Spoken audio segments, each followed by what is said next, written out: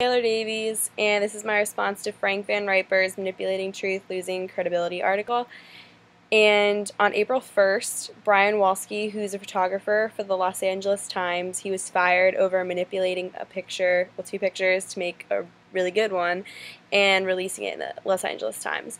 So he did it to make a more eye-opening, more effective picture for the people who were obviously getting the newspaper.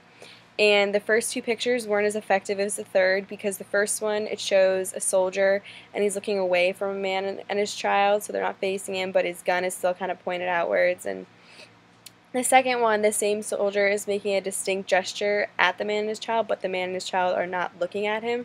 So when you put it together, it's a lot more effective, it looks a lot more graphic, and just due to the shock that when you see it, it's just so eye-opening.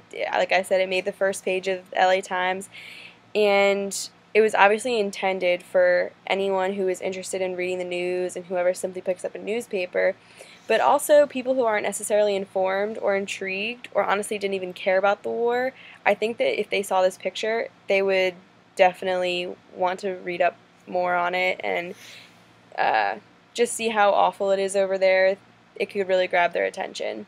And so you could tell that Walsky wanted to display the reality in Iraq and how awful it is over there, but obviously he couldn't get a good enough picture, so he failed to do so by altering a photo.